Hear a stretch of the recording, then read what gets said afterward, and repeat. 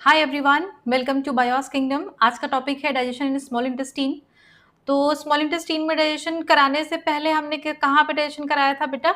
हमने जो है स्टमक में सबसे पहले हमने बक्कल कैविटी में डाइजेशन कराया था। बक्कल कैविटी में डाइजेशन हुआ था। वहां पे किस चीज का डाइजेशन हुआ था? वहां पे सबसे पहले कार्बोहाइड्रेट को जल्दी थी तो कार्बोहाइड्रेट का डाइजेशन हुआ था। और वो भी कितना परसेंट हुआ था? 30% हुआ था। और कार्बोहाइड्रेट डाइजेस्ट होके किस में कन्वर्ट हो गया था बेटा? वो हो गया था माल्टोज में कन्वर्ट जो है।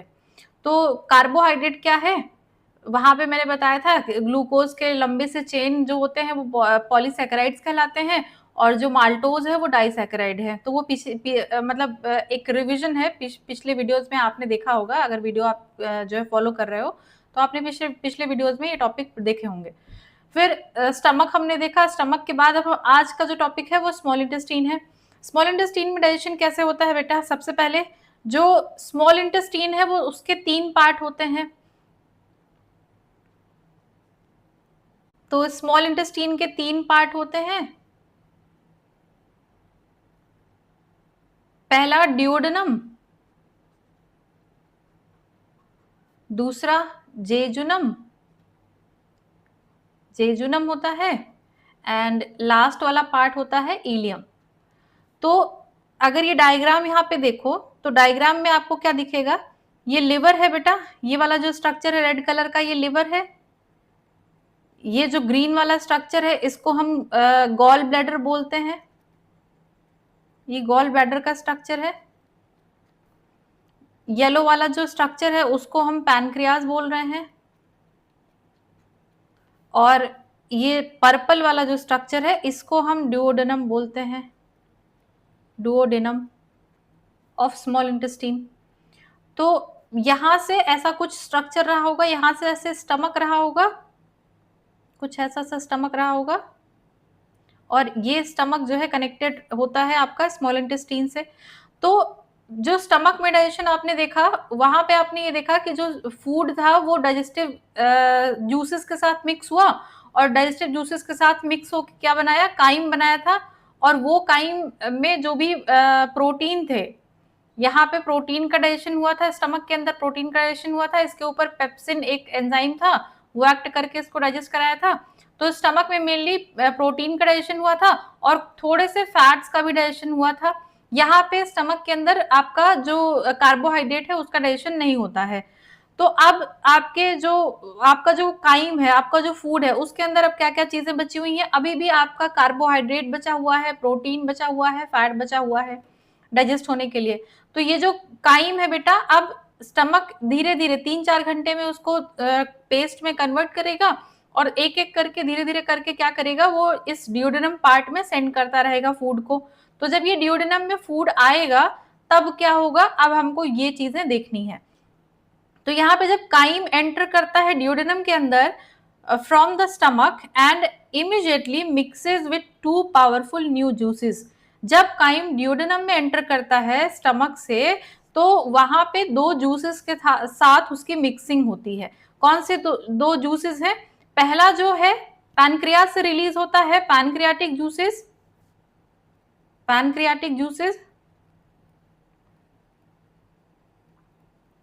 और गॉल ब्लैडर से रिलीज होता है बाइल। 2 जूस हो गए, पहला बाइल हो गया, दूसरा आपका पैनक्रियाटिक जूसेस हो गए। और स्मॉल इंटेस्टीन का भी तो अपना खुद का जूस होगा ना, इसका भी तो खुद का जूसेस होता है।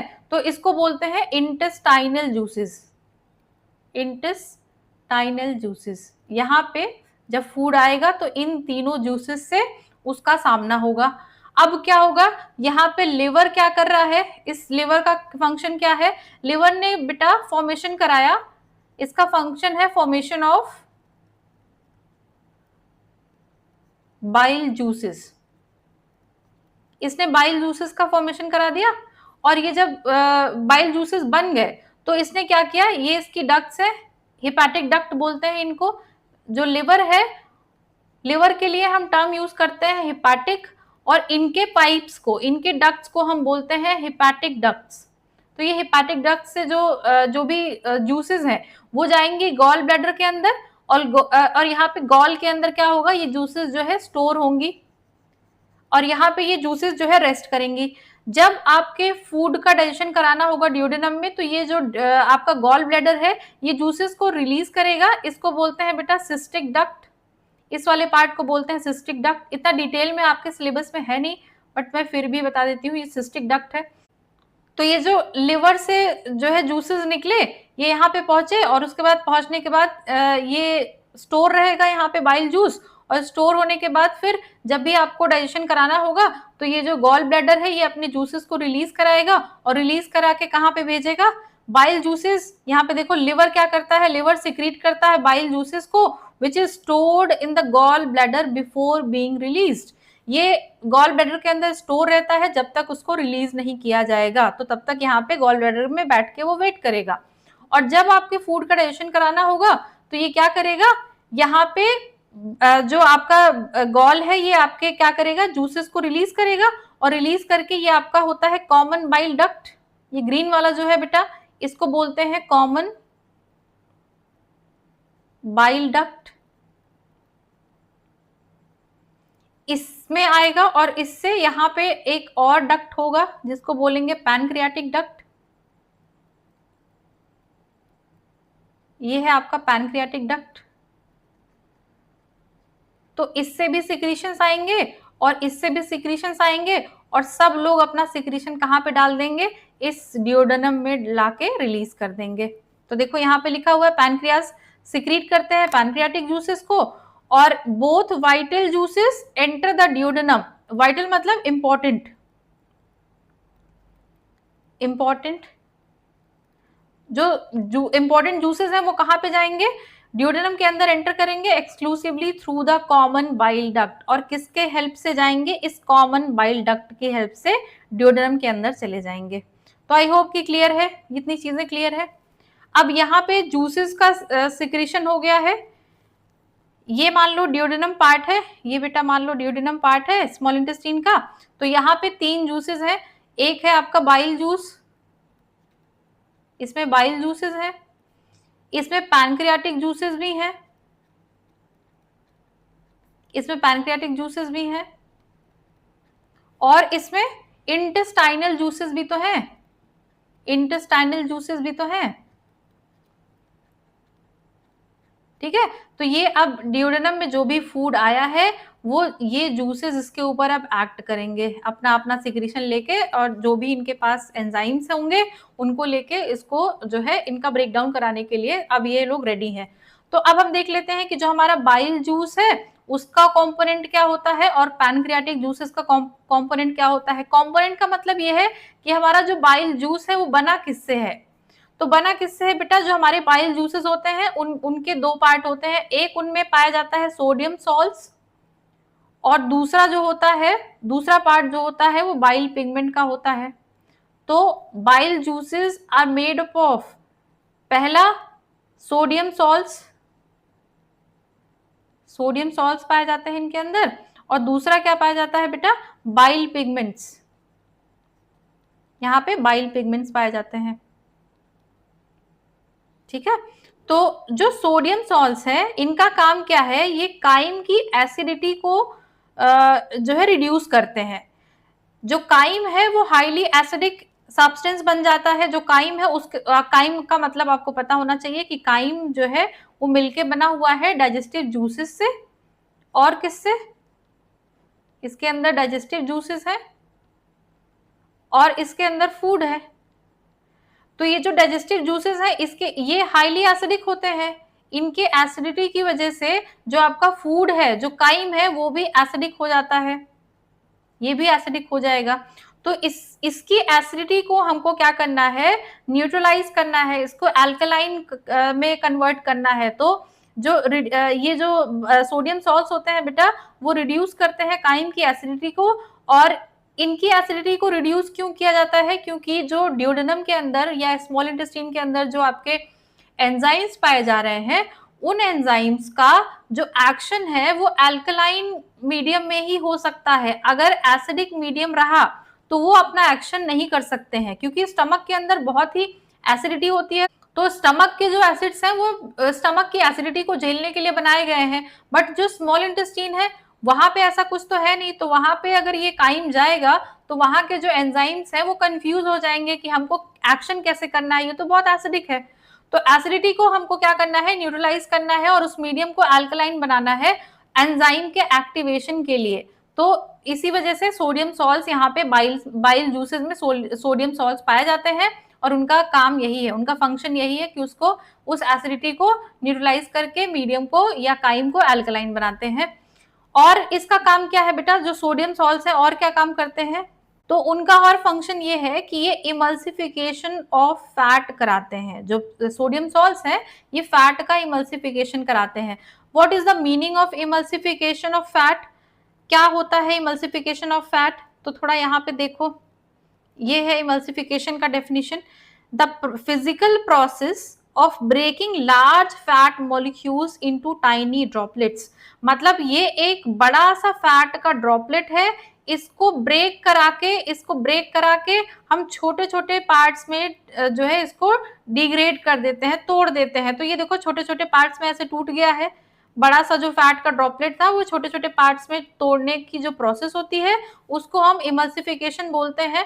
इसका पर्पस क्या है, इमल्सिफाई हम करते क्यों है फैट को बेटा, तो जो इमल्सिफिकेशन है उससे हमारा जो फैट है उसका सरफेस एरिया इंक्रीज हो जाता है, जिससे कि रैपिड केमिकल डाइजेशन हो सके। मतलब इसके ऊपर अब एंजाइम एक्ट कर सके अच्छे से, इसकी वजह से इस बड़े से फैट के ड्रॉपलेट को, फैट जो है एक बड़ा सा मॉलिक्यूल है, तो उसको ब्रेक करके छोटे छोटे ड्रॉपलेट्स में कन्वर्ट कर देते हैं। अब ये जो छोटे ड्रॉपलेट्स हैं इनके ऊपर आसानी होगी ना एंजाइम्स को काम करने में, तो इमल्सिफिकेशन ऑफ फैट भी हो जाता है। कौन कराता है, बाइल सॉल्ट्स कराते हैं। हम बाइल जूसेस पढ़ रहे थे, तो बाइल सॉल्ट्स का काम क्या है, इमल्सिफिकेशन ऑफ फैट का भी है। अब सोडियम सॉल्ट्स का जो है फंक्शन आपने देख लिया। अब बाइल पिगमेंट्स क्या होते हैं बेटा, बाइल पिगमेंट्स दो होते हैं, एक होता है बिलीवर्डिन और दूसरा होता है बिलीरुबिन। क्या क्या है, दो आपके पिगमेंट्स है, किसके, बाइल पिगमेंट्स जो है दो है, एक आपका है बिलीवर्डिन, दूसरा है बिलीरुबिन। इन दोनों का काम क्या है, पहले तो ये देख लो कि ये दोनों है कौन, ये वेस्ट प्रोडक्ट है हीमोग्लोबिन के, वेस्ट प्रोडक्ट है हीमोग्लोबिन के। ये कलर इंपार्ट करते हैं, जो इंटेस्टाइनल जूसेस होते हैं उनको कलर इंपार्ट करते हैं और फीसेस को भी कलर इंपार्ट करते हैं। फीसेस मतलब जो आपका वेस्ट होता है जो बॉडी से रिलीज होता है उसमें भी जो कलर होता है उसकी वजह क्या होती है, बिलीवर्डिन और बिलीरुबिन होते हैं जो कि बाइल पिगमेंट्स होते हैं। इनका कोई भी रोल नहीं होता है डाइजेशन के अंदर, no physiological role in digestion. तो ये डाइजेशन के लिए हेल्पफुल नहीं है, बट इनका जो है काम क्या होता है, कलर प्रोवाइड करना। वेस्ट प्रोडक्ट होते हैं हीमोग्लोबिन के और ये क्या करते हैं, आपके जो फीसेस होते हैं और इंटेस्टाइनल जो कंटेंट्स होते हैं, जूसेस होते हैं, उनको जो है कलर प्रोवाइड करते हैं। तो ये है आपके बाइल जूसेस के अंदर जो कंपोनेंट्स हैं उनकी बात। कौन कौन से कंपोनेंट्स हैं, पहला आपका है बाइल सॉल्ट, बाइल जूसेस में बाइल सॉल्ट्स पाए जाते हैं और आपका जो है बाइल पिगमेंट्स पाए जाते हैं, बाइल पिगमेंट्स पाए जाते हैं बेटा यहाँ पे। ठीक है, तो bile juices I hope clear है। अब पैनक्रियाटिक जो जूसेस होते हैं उनके कंपोनेंट्स क्या है, पैनक्रियाटिक जूसेस बने किससे होते हैं, पैनक्रियाटिक जूसेस में आपके तीन एंजाइम्स होते हैं, एक होता है ट्रिप्सिन, दूसरा होता है अमाइलेज और तीसरा होता है लाइपेज। तो जो ट्रिप्सिन है वो प्रोटीन को पेप्टोन्स में कन्वर्ट करने में हेल्प करता है और जो पेप्टोन्स है वो फर्दर डिवाइड होते हैं पेप्टाइड्स और अमाइनो एसिड्स के अंदर। जो अमाइलेजेस है वो कन्वर्ट करते हैं कॉम्प्लेक्स कार्बोहाइड्रेट को into simpler maltose molecules. Amylase, salivary amylase आपने पढ़ा था, सलाइवा में जब अमाइलेज पाया जाता है तो उसको सलाइवरी अमाइलेज बोलते हैं, जब पैनक्रियाज में अमाइलेज पाया जाता है तो उसको पैनक्रियाटिक अमाइलेज बोलते हैं। ये अमाइलेज कौन सा होगा बेटा, ये होगा पैनक्रियाटिक अमाइलेज। ठीक है, क्योंकि पैनक्रियाज में पाया जा रहा है। तो ये क्या काम करता है, अमाइलेज का काम है कॉम्प्लेक्स कार्बोहाइड्रेट को सिंपलर माल्टोज मॉलिक्यूल्स में कन्वर्ट करना। और लाइपेज पाए जाते हैं, स्टमक में भी लाइपेज पाया जा रहा था। लाइपेज का काम क्या होता है, इसका काम होता है फैट्स का डाइजेशन कराना। तो ये कन्वर्ट करता है फैट को फैटी एसिड एंड ग्लाइसरॉल के अंदर। Fatty acid and glycerol fat के सिंपलेस्ट मॉलिक्यूल्स होते हैं, ये सिंपलर फॉर्म ऑफ फैट है, तो फैटी एसिड एंड ग्लाइसरॉल में कन्वर्ट कराना किसका काम है, लाइपेजेस का काम है।